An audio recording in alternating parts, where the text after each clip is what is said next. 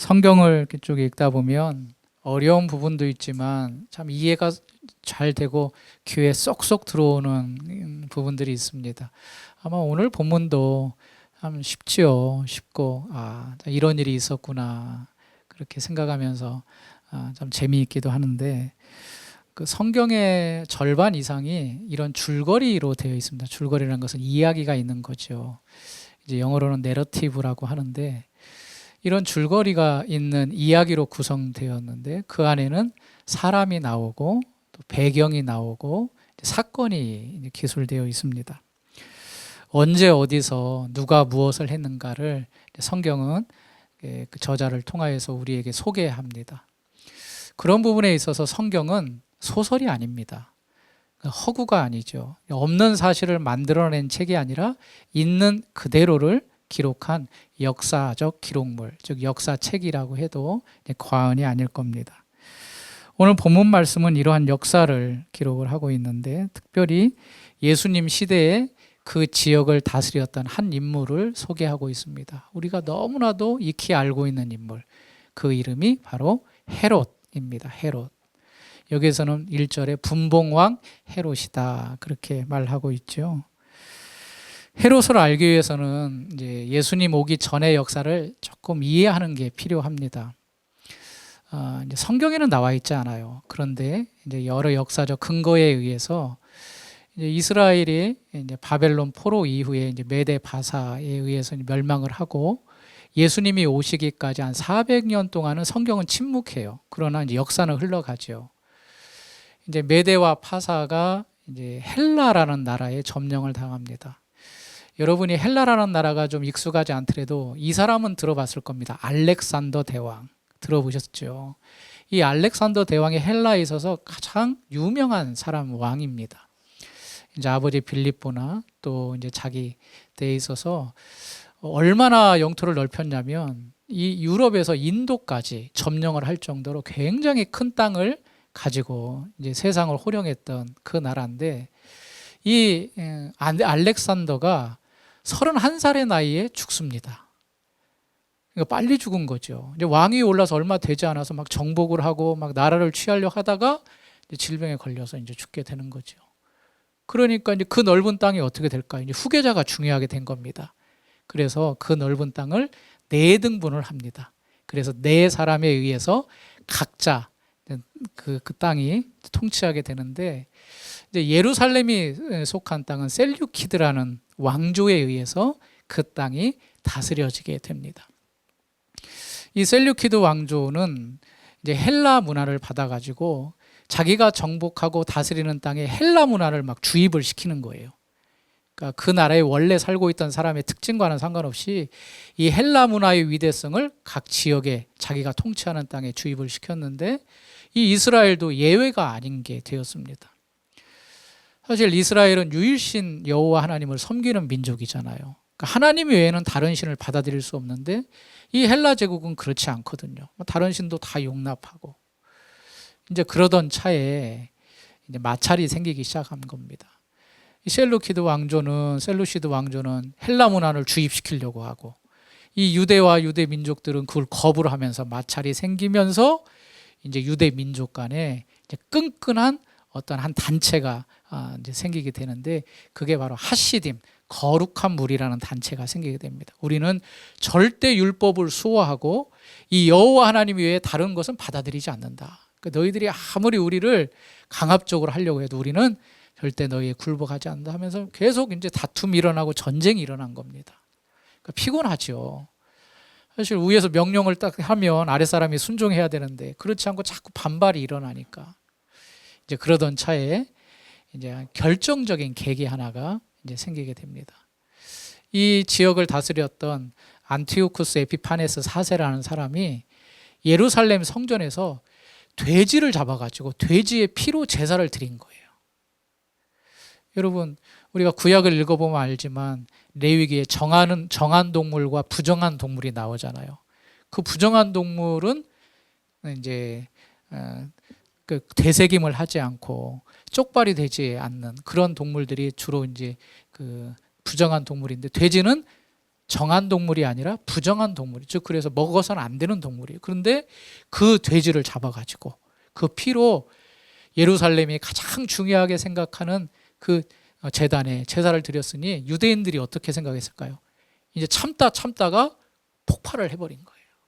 해가지고 이 하시딤 가운데 가장 앞장섰던 마따디아라는 그 사람 아들, 셋째 아들인 마카비라는 그 사람이 이제 봉기를 일으켜가지고 이제 전면전으로 막 해가지고 결국에는 이 왕을 이기고 자기 유대인의 이제 세력으로 탁 해가지고 이제 하스모니안 왕조를 이제 만들게 됩니다.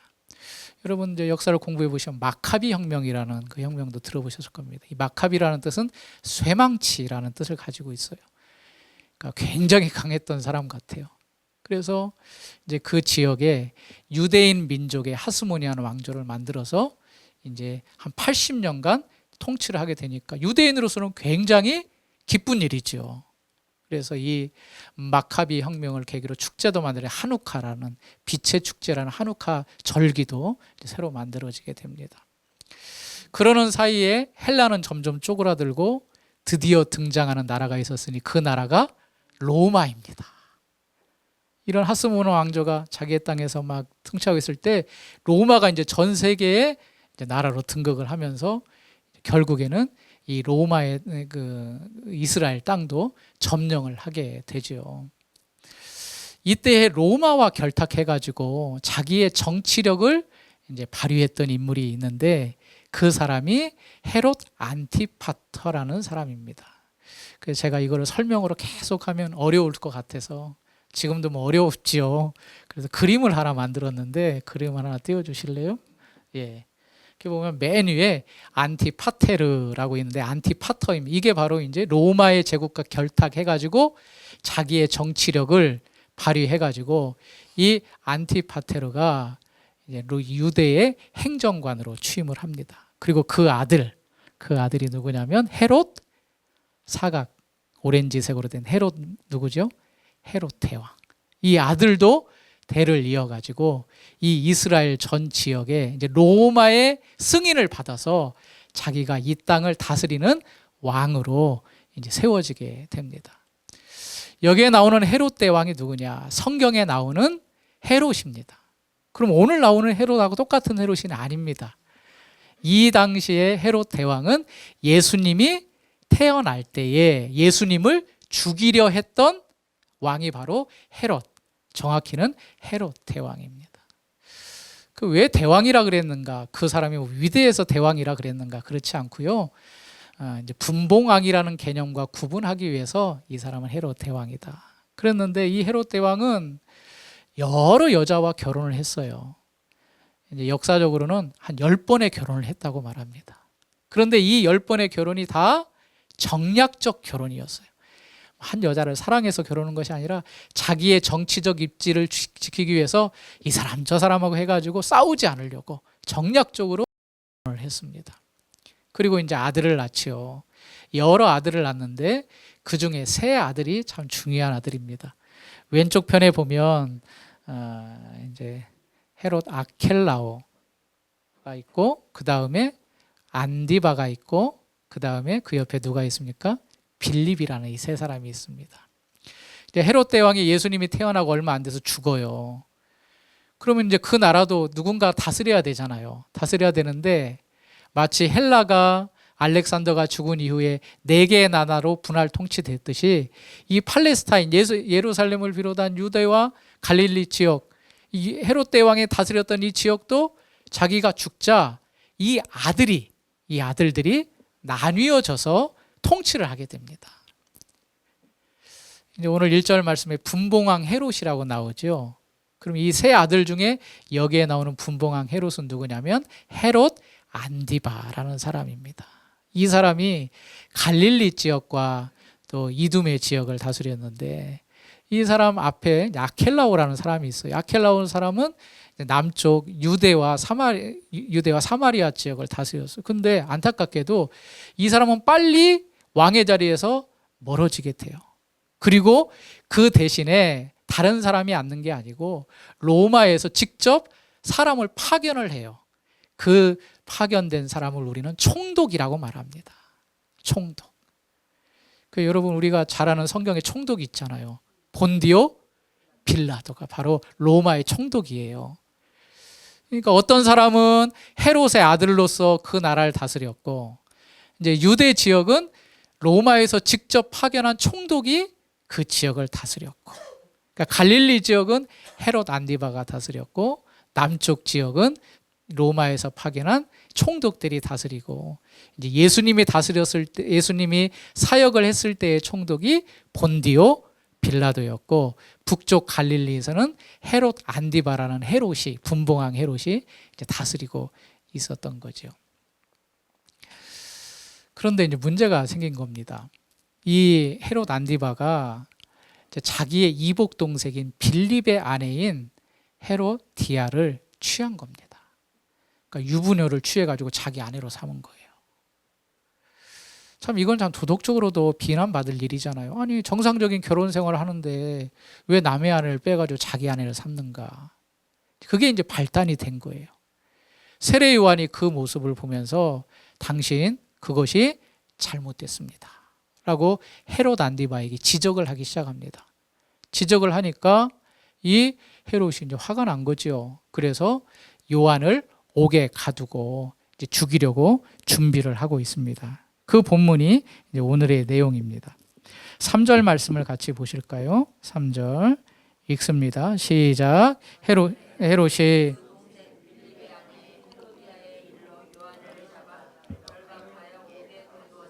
네, 이제 당신이 지금 결혼을 한 것은 잘못된 것이다라고 세례 요한이 지적을 하는 거예요. 4절에 이는 요한이 헤롯에게 말하되 당신이 그 여자를 차지한 것이 옳지 않다 하였습니다. 아니 결혼해가지고 잘 가정생활하고 여기는 딸도 낳거든요. 살로메라는 딸도 낳는데 이 딸까지 난 이 가정을 왜 파괴하고 네가 헤로디아를 취하였느냐, 잘못되었다라고 지적을 한 겁니다. 그리고 5절 헤롯이 요한을 죽이려 하되 무리가 그를 선지자로 여김으로 그들을 두려워했다, 이렇게 말하고 있습니다. 이제 헤롯 안디바가 생일이 되었어요. 이제 세례 요한은 옥에 가두어졌어요.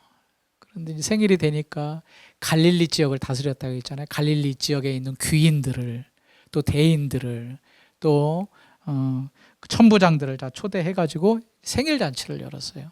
왕의 생일 잔치니까 좀 거대하게 열었겠죠. 그런데 그날 자기와 결혼한 이 헤로디아, 원래 결혼했다가 이제 자기에게로 온 이 헤로디아, 그 헤로디아에게 딸이 있었다 그랬잖아요. 그 딸이 이제 자기의 이제 아버지의 생일이니까 이제 춤을 춘 것 같아요. 막 열심히 예쁘게 다 단장을 하고 춤을 추니까 너무 흡족해가지고 이 헤롯 안디바가 약속을 합니다. 7절이죠. 7절도 같이 한번 읽어보겠습니다. 시작. 맹세로 그에게, 네, 너무 예쁘니까 자기 막 그런 말 있잖아요. 자기 입안에 있는 거라도 다 빼내서 내주고 싶은 그런 마음처럼 이 헤로디아의 딸이지만 자기가 너무 예뻐가지고 네가 원하는 것을 다 주겠다, 그렇게 약속을 한 거예요. 그러니까 뭐라고 말해요? 딸은 어머니 헤로디아의 사주를 받고 세례 요한의 머리를 달라, 그렇게 이제 말을 하죠. 이제 헤롯 안디바는 이 일에 대해서 근심을 했다, 그렇게 말했지만 거기에 많은 사람들, 귀인들, 높은 사람들, 천부장 있는 데서 호언장담했잖아요. 네가 원하는 거 내가 다 주겠다 했으니 그 말을 물릴 수 없어서 결국에는 세례 요한을 참수하고 그 머리를 쟁반에 담아가지고 갖다 주게 됩니다.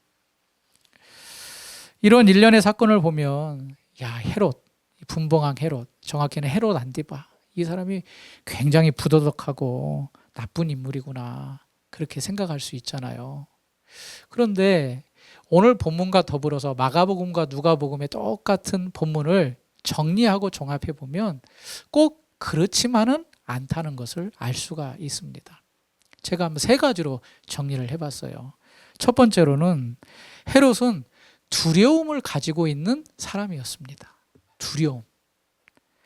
5절 말씀을 다시 한번 볼까요? 헤롯이 요한을 죽이려 하되 무리가 그를 선지자로 여김으로 그들을 두려워하더니. 일단은 나를 지적한 거에 대해서 기분은 좋지 않아요. 그래서 옥에 가두어 놨어요. 그래서 죽여야겠다 생각을 했는데 사람들이 요한을 뭘로 여겨요? 선지자로 여기는 거예요.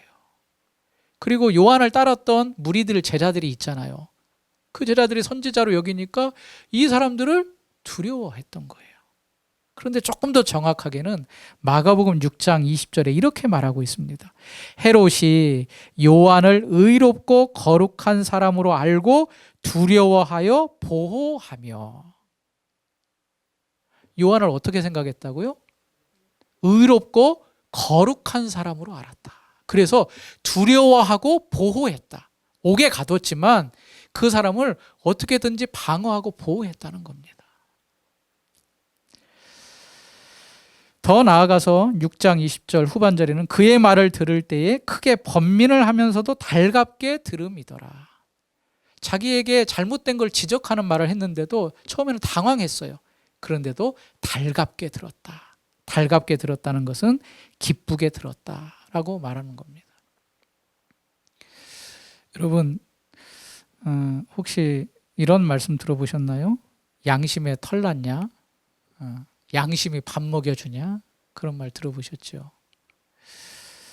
사람에게는 다 양심이 있습니다. 그런데 요즘에는 이 양심이라는 말이 많이 안 쓰이는 것 같습니다. 양심. 양심이 무언가 사전적 의미로는 가치를 선별하고 자기 행위에 대해서 옳고 그름을 판단하는 도덕적 의식입니다. 여러분, 사람이라면 다 양심이 있어요. 다 각자가 기준이 있어요. 도덕적 기준이 있어요. 그래서 너는 양심도 없냐? 이런 일을 두고 이렇게 판단하냐? 그런 이야기를 많이 듣잖아요. 그러니까 사람이라면 옳고 그런 거에 대해서 기본적으로 판단이 있어요. 이것은 많이 배운 거나 배움이 없는 사람도 동일합니다. 왜냐? 하나님께서 사람을 그렇게 만드셨기 때문입니다. 그래서 칼빈이 이 양심을 뭐라고 말씀하시는지 압니까? 천명의 증인이다. 그렇게 말하고 있습니다. 천명의 증인이다.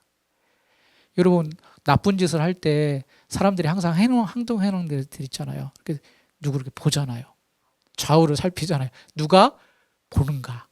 안 볼 때에 도둑질하고 나쁜 짓 하잖아요. 미어캣이라 그러나요? 이렇게 보다가 이렇게 이쪽도 보고. 그런 것들을 양심이 있기 때문에 그런 행동을 하는 거거든요. 그런데 양심이 뭐냐? 사람 안에 있는 양심이 천명의 증인과 같다는 겁니다. 다른 사람이 안 볼지라도 내 양심은 나를 속일 수가 없는 거죠. 어떻게 보면 이 헤롯 안디바는 양심을 가졌던 인물인 것 같아요. 왜냐? 세례 요한이 자기가 잘못된 것을 지적할 때에 마음에 당황이 있으면서도 그걸 기쁘게 여겼거든요. 그리고 이 세례 요한을 옥에 가뒀지만 두려워하며 그를 보호했다. 그런 걸 봤을 때 세수한 이 헤롯 안디바는 도덕적 양심을 가지고 있던 인물이라고 우리는 추측을 할 수가 있습니다. 두 번째, 그는 왕의 권세를 뽐낸 사람입니다. 헤로디아의 딸 살로메가 춤추는 것을 봤을 때 약속을 했죠. 야, 무엇이든지 네가 달라는 대로 주겠다. 그런데 마가복음에 보면 나라의 절반이라도 주겠다. 그렇게 약속을 해요. 야, 나라의 절반을 준다? 그 딸에게? 그러면 이제 이런 생각이 들죠. 야, 술을 많이 드셨나 보다. 지금 막 그 잔치 자리니까, 생일 잔치니까 술을 너무 많이 먹어가지고 이 술 기운에 혹시 실언한 거 아니야? 그런 말씀 많이 하잖아요. 내가 술 기운에 했다고.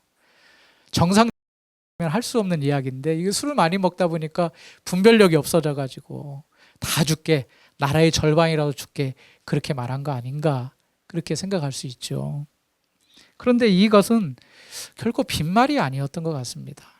왜냐하면 아까도 이 그림을 봤지만 이제 남쪽은 총독이 다스리고, 그리고 이제 다른 나라, 이제 헤롯 빌립도 있었고, 헤롯 아켈라오는 이미 이제 총독에게로 넘어갔지만, 이제 그 전 영토를 이제 누가 다스리냐에 대한 이제 관건, 이제 이슈가 생기기 시작한 거예요.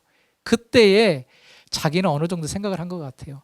헤롯 빌립은 자기보다 실력이 없으니까 헤롯 안디바인 내 자신이 이제 아버지가 온 영토를 다스렸듯이 자기도 다스릴 수 있겠다라는 그런 어떤 확신 같은 게 있었던 모양이에요. 그러니까 너무나도 기분이 좋은 나머지 이제 앞으로 땅이 이제 넓혀지고 자기의 땅이 될 텐데 그 땅 절반이라도 너에게 주겠다라고 과감한 약속을 하였죠. 이것은 그가 얼마나 권세를 가지고 있고 권세를 뽐냈는가를 우리가 볼 수가 있습니다. 마지막 세 번째는 그렇다고 이 헤롯이 아버지처럼 포악한 사람이었는가? 그건 아닌 것 같습니다. 그러니까 첫 번째 기본적인 양심이 있다 그랬죠.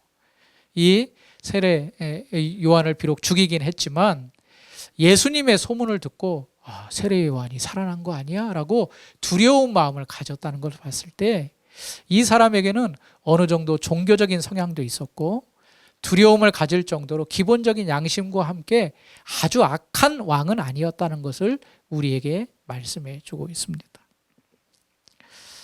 이 모든 걸 종합해 보면 헤롯 안디바는 그의 아버지 헤롯 대왕처럼 극악한 사람이 아니었습니다.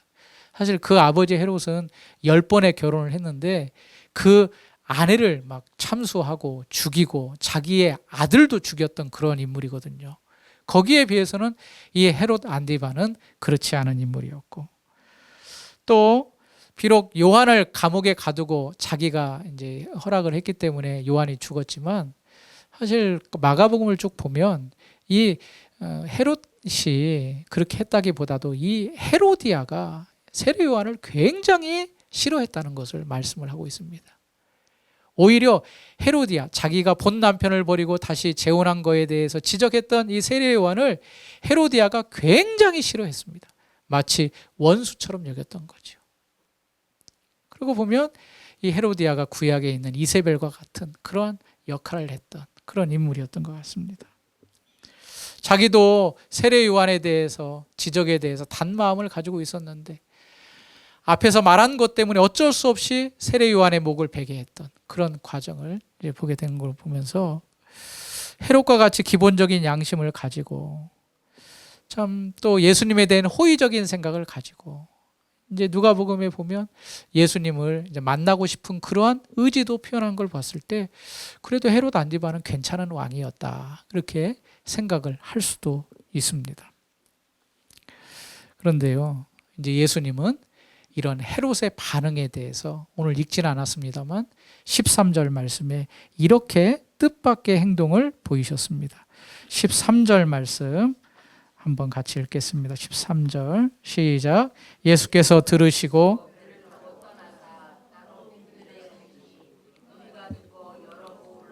걸어서 따라간지라. 예수께서 들으시고 배를 타고 떠나사. 이 헤롯 안디바가 자기를 만나고 싶고 보고 싶어 한다는 이야기를 듣고 오히려 헤롯에게로 나간 것이 아니라 헤롯을 어떻게 했습니까? 떠나버렸다는 이야기입니다. 여러분, 누가 나를 만나고 싶어 해요. 그럼 내가 생각이 있으면 그 사람을 만날까요? 안 만날까요? 만나지요. 그런데 헤롯 안디바가 야, 내가 죽인 세례 요한이 살아났나 보다. 예수의 사역을 보니까 야, 대단한 사람인가 보다 하고 호기심을 가지고 종교적인 어떠한 마음을 가지고 만나려고 하는데 예수님은 오히려 그 자리를 피해서 떠나버리십니다. 여기에는 예수님의 생각이 담겨져 있는 거죠. 나는 널 만나기가 싫다. 아니, 왜 예수님이 헤롯을 만나기 싫어하실까? 그 이후의 사건들을 보면 분명하게 알 수가 있습니다. 나중에 어떤 바리새인이 이런 말을 해요. 여기를 떠나소서 헤롯이 당신을 죽이고자 합니다. 그런 말을 하니까 예수님이 익히 하는 말씀을 합니다. 이르시되 너희는 가서 저 여우에게 이르라. 헤롯 안디바를 향하여서 뭐라고 말합니까?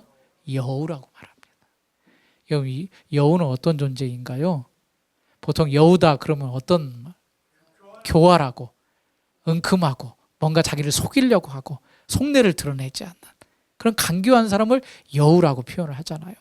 그러니까 예수님은 이 헤롯이 비록 양심이 있고 도덕적 찔림을 받고 세례 요한을 죽이고자 하는 그런 마음, 죽이고자 하는 마음이 그렇게 없었으면 어떻게 보면 좀 건전한 생각을 가지고 있다고 생각이 드는 것 같지만 예수님이 볼 때는 그는 여우고 간교하다. 그렇게 판단을 하셨던 겁니다. 예수님이 십자가에 돌아가시기 전에 이제 본디오 빌라도 아까 총독에게 끌려가잖아요. 그런데 이 본디오 빌라도가 예수가 갈릴리 사람인 줄 알고 누구에게 보내죠? 헤롯에게 보냅니다. 헤롯에. 근데 그때 마침 헤롯이 갈릴리에 있었던 것이 아니라 예루살렘에 잠깐 와 있었어요. 그러니까 그 예루살렘에 잠깐 보냅니다. 그러니까 이 헤롯이 어떤 말을 하냐면 누가복음 23장 8절에 이는 그의 소문을 들었으므로 보고자 한지 오래였고 또한 무엇이나 이적 행하심을 볼까 바랐던 연고더라. 그동안 오랫동안 보고 싶었던 이 예수를 드디어 이제 보게 된 거예요. 보게 됐는데 그 이유에 대해서 뭐라고 말하냐면 무엇이나 이적 행하심을 볼까 바랐던 연고다. 그러니까 막 이적을 행하고 죽은 자를 살려내고 병을 고친다는 그 이야기를 듣고 만나고 싶었던 거죠. 그러니까 헤롯의 본심은 예수님의 소문을 듣고 진실로 의롭고 거룩하고 세례 요한과 비슷한 사람이 나타났음을 보고 신앙적인 차원에서 접근을 한 것이 아니라 기본적인 종교적인 또 양심을 가진 일반 사람으로서 단순하게 예수님을 만나고 싶어 했던 것이었습니다. 저는 오늘 말씀을 이런 사건을 통하여서 누군가를 권면하는 것과 거기에 대한 거부하는 것에 대해서 좀 생각을 해보고 싶습니다. 여러분, 세례 요한이 왜 옥에 들어갔습니까? 잘못한 것을 지적했기 때문에 그렇죠. 바른 소리 했기 때문에. 그런데 헤로디아는 그 지적을 받아들이지 않고 원수처럼 생각했습니다. 그런데 그 남편 헤롯 안디바는 약간의 양심은 있었잖아요. 양심은 있어서 내가 잘못한 거구나. 그런 일말의 양심을 가지고 어느 정도 수용을 했던 사람입니다. 여러분들도 세상에서 어느 정도 다른 사람의 도움을 받지요. 진로를 선택할 때도 그렇고 아주 어려운 일을 만날 때 자기보다 그 일을 먼저 겪었던 사람을 찾아가서 도움을 구하기도 합니다. 어떤 목사님이 이런 말씀하셨어요. 항상 무슨 일을 할 때 선배 목사님들한테 물으면 실패하지 않아. 그런 말씀을 몇 번 하셨어요. 문제는 묻지 않아서 실패한다는 거예요. 이미도 선배들은 그 길을 다 가봤기 때문에 이제 그 아픔이 있고 또 잘된 것, 또 잘못된 거에 대한 노하우가 있다는 거죠. 그러니까 어떤 일이 생기면 항상 물어서 네가 실수하지 말고 그 도움을 구해라. 그런 말씀을 충원을 해주셨습니다. 그런데 우리 점점 시대가 가면 갈수록 아까도 양심에 대해서 이야기했지만 사람들이 누구 조언과 충고를 듣나요? 안 듣습니다. 특별히 자기가 잘못한 거에 대해서 막 드러내고 들춰내는 거에 대해서 싫어하고 자기가 잘못했음에도 불구하고 그 충고를 받아들이지가 않습니다. 우리 여기 계신 우리 성도님들 어렸을 때 학교 다닐 때 선생님들 많이 때렸잖아요. 엄청 때렸잖아요. 저도 지금 어찌 보면 하나의 그런 충격적인 사건인데 선생님이 슬리퍼를 가지고 학생들 뺨싸대기를 때렸어요. 그건 정말 잘못된 거지요. 그 한 사람의 인격, 비록 어린 학생이지만 그래도 그 인격인데 존중을 해줘야 되는데. 그런데 그 시대 때는 그래도 선생님이라는 그 위치에서 나 잘 되라고 생각한다 보다 라고 생각하고 그거를 전적으로 받아들이고 수용을 했다. 근데 지금은 보세요. 지나가던 어른들이 학생들에게 말합니까 안 합니까? 잘못했다가 잘못한 것도 아니에요. 실수하고 잘못한 건데 그 말 한마디 했다가 오히려 그 사람이 엄청난 곤혹스러운 상황을 당해야 될 때가 지금의 시대입니다. 그렇지 않습니까?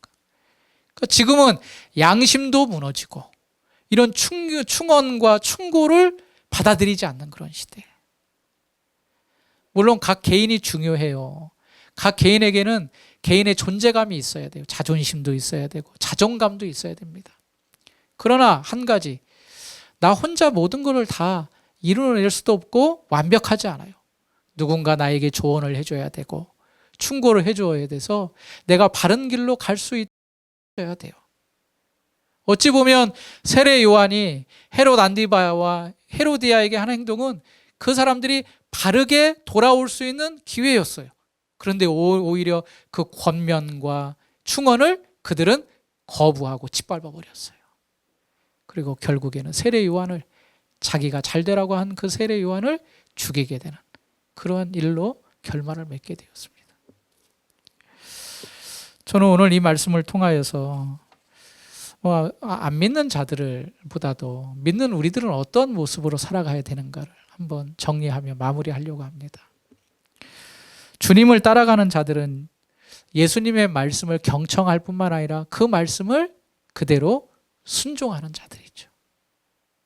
오늘 이 자리에서 주님의 말씀을 듣는다는 것은 내가 그 말씀을 따라서 살겠다는 각오와 결단을 하는 자리입니다. 내 생각보다 그분의 가르침을 수용하고 전적으로 받아들이며 나의 생각을 고쳐나가는 게 주님을 따르는 제자의 삶입니다. 주님이 아무리 말씀해 보십시오. 내가 내 뜻대로 하지 주님 뜻 따르나. 그럼 주님 제자 아닙니다.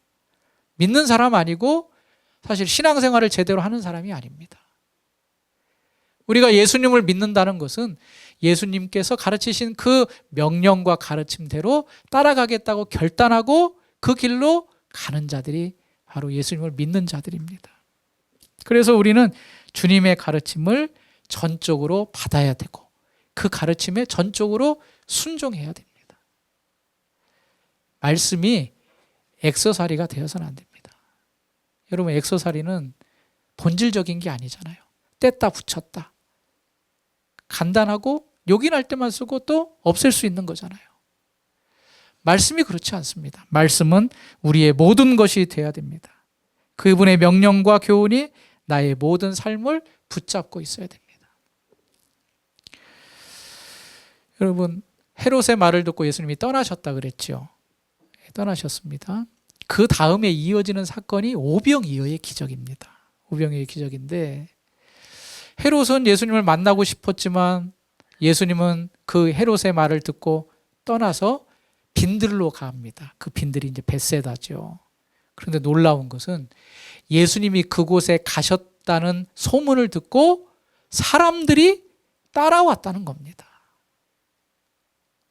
예수님은 배를 타고 가셨어요. 그런데 수많은 사람들이 배를 타고 올 수 없잖아요. 그러니까 아마 북쪽이 되든지 남쪽이 되든지 육로로 걸어서 예수님이 계신 건너편으로 무리들이 따라간 거예요. 시간이 많이 걸려도. 헤롯과 대조되지 않습니까? 예수님을 따랐던 무리들이 있는 반면에 예수님의 말씀을 거부하고 액서사리처럼 여겼던 사람이 있습니다. 빈들에 계신 예수님을 따르는 그 무리는 헤롯처럼 부하지도 않았고 오히려 가난했었고 헤롯처럼 권세를 가지지도 않았고 오히려 병들었습니다. 그러나 예수님이 거기 계시다는 소문을 듣고 그들은 모든 것을 다 버리고 예수님을 따라갔습니다. 그리고 그곳에서 하나님 나라의 가르침을 듣고 또 병 고치는 은혜를 누렸습니다. 그리고 나서 저녁이 되니까 배가 고팠잖아요. 배가 고파서 먹을 게 없잖아요. 누가복음에 보니까 그곳에 모인 무리의 장정의 수만 5,000명이었다. 그렇게 말하고 있습니다. 그때의 도시락을 찾았는데 그때 어린아이의 도시락에는 물고기 2마리와 떡 5개밖에 없었습니다. 그런데 그것을 하늘로 우러러 기도하시고 그 자리에 모인 모든 사람들에게 나누어 주었더니 모든 사람이 다 배불리 먹고 12바구니가 남았습니다. 이것은 무엇을 의미할까요? 주님을 따르는 자, 그곳에는 우리의 모든 만족이 있고 해결이 있고 답이 있고 그곳에는 평안과 회복이 있다는 것을 우리에게 말씀해 주고 있습니다. 세상의 것을 따라가는 헤롯, 비록 왕이지만 그 통치력을 가지고 많은 사람을 호령하고 있지만 그러나 그곳에는 부족함이 있고 결핍이 있고 피가 있는 살상이 있지만 예수님을 따라가고 예수님을 따르는 그 무리 가운데에는 하늘의 신령한 은혜와 함께 우리를 풍족해 할 수 있는 영적인 융적인 양식이 제공됨을 우리에게 말씀해 주고 있습니다. 헤로디아나 헤롯 안디바와 같은 자세를 가지고 있지는 않은지 한번 이 시간 이 말씀을 통하여서 여러분 깨달았으면 좋겠습니다. 내가 주의 말씀을 따라 빈들에 있는 주님께부터 따랐던 그 무리가 아니라 예수님의 말씀을 거부하고 예수님의 말씀을 한편에 액세서리처럼 여기는 거 있지는 않은지, 내가 예수님을 믿는다면 주님의 가르침과 주님의 명령이 나의 삶의 온전한 기준과 결단의 기준이 되어야 될 줄 믿습니다. 여러분, 우리가 일평생을 살아가면서 결단할 때가 있어요. 중요한 순간에 결단을 해야 돼요. 젊은 우리 청년들 같은 경우는 직장을 구하는 문제도 그렇고 또 배우자를 구하는 문제도 그렇고 또 아주 중요한 순간에 큰 결단을 해야 될 때, 또 소소한 결단을 할 때도 있죠. 결정을 할 때. 그때에 여러분 어떤 기준으로 결정과 결단을 하십니까? 양심의 소리가 분명히 있어요. 그러나 그 양심의 소리는 모든 사람이 다 가지는 생각이에요. 도덕적일 수도 있고 비도덕적일 수도 있어요. 그러나 우리의 결단은 분명히 말씀이어야 되고 예수님이어야 될 줄 믿습니다. 그렇게 될 때에 우리의 삶이 부유함을 얻고 그곳에 칭찬이 있고 위로가 있고 참된 복이 있음을 믿습니다. 마지막으로 잠언 5장의 말씀을 제가 읽어드릴게요. 잠언을 읽다가 참 이 말씀이 마음에 와닿았는데 잘 들어보시기 바랍니다. 잠언 5장 1절, 내 아들아 내 지혜에 주의하며 내 명철에 귀를 기울여서 근신을 지키며 내 입술로 지식을 지키도록 하라.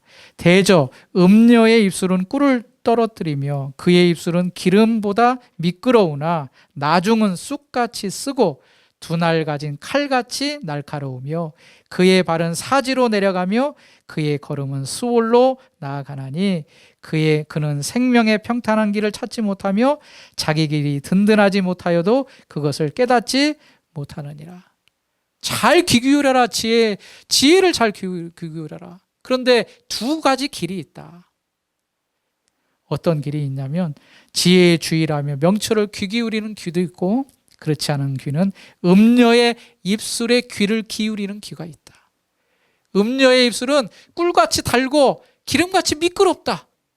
그런데 그 길 따라가면 어떻게 된다? 결국에는 멸망한다. 여러분, 여러 소리들이 있습니다. 양심의 소리를 비롯하여서 나를 즐겁게 하는 소리, 나 잘되라고 하는 소리 많이 있습니다. 그러나 궁극적으로는 어떤 소리를 따라가느냐? 지혜로운 자의 소리에 귀 기울이고 그 길을 따라가는 게 복된 소리입니다. 우리는 그 소리가 바로 성경 말씀이요 하나님의 말씀인 줄 믿습니다.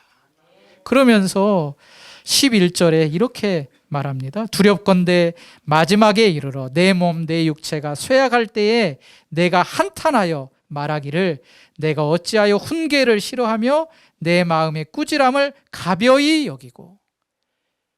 이제 젊었을 때는 잘 모른다는 거죠. 그런데 내 육체가 쇠할 때, 내 인생을 뒤돌아보니까 내가 왜 저 사람 말을 들었을까 후회한다는 겁니다.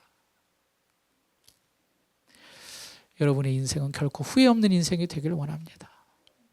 어떤 소리를 듣고 따라갈 때 후회가 없을까요? 어떤 결정을 하고 했을 때 후회가 없을까요? 진리의 말씀, 하나님의 말씀, 예수님께서 우리에게 명하신 말씀, 그 말씀을 따라가는 자가 승리하는 자입니다. 지금은 그게 불리할 수 있습니다. 약간의 생각으로 잔머리를 굴려가지고 지금 이 상황만 살짝 위기를 넘기면 되겠지. 그때는 그럴지 몰라도 결국에는 우리가 후회하는 인생이 될 겁니다. 그러나 지금 세례 요한과 같이 내가 비록 감옥에 갇힌다는 사실, 죽는다는 사실을 알고도 잘못된 것이라면 하나님의 말씀에 근거해서 전했다.